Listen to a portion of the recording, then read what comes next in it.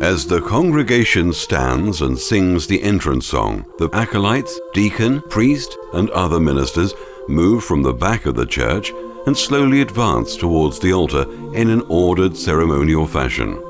The origins of this entrance procession date back at least to the 4th century, the time when Christianity evolved from being an oppressed minority to serving as the official religion of the Roman Empire.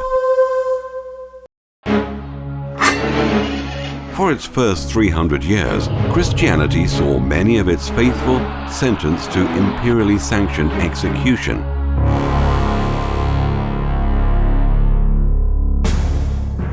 It was Constantine the Great, the first Christian emperor, who ended the persecution in 313. He financed an ambitious church-building program to accommodate the swelling numbers of believers. Constantine searched for an appropriate architectural style to employ in erecting worship space for the emancipated faith. Because of its obvious pagan association, the typical religious structure of the day, the open-air temple, was found unsuitable.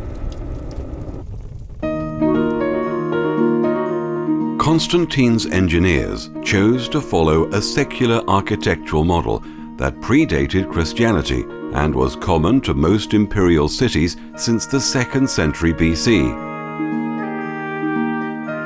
Through a novel use of building methods and materials, the Roman basilica offered an immense interior space with optimal lighting, ideal for accommodating massive assemblies.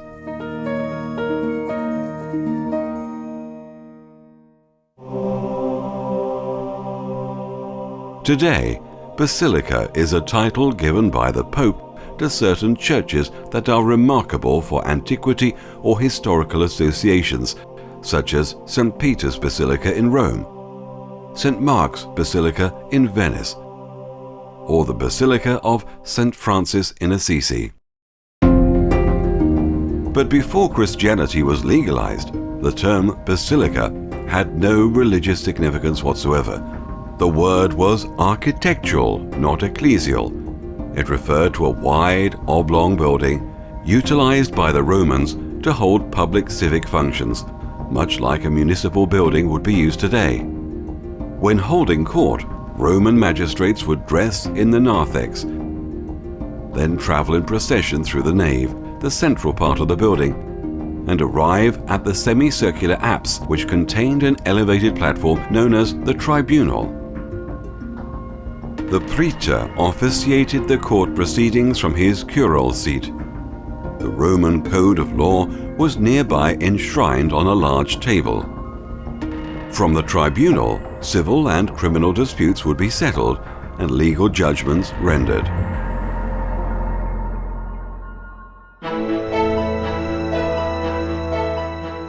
After basilicas were adopted as the architectural standard for Christian worship, what was once the praetor's chair was replaced by the bishop's cathedra. The table with the code of law became the altar with the gospel book, and the long judicial march down the center of the basilica inspired the entrance procession which begins today's liturgy.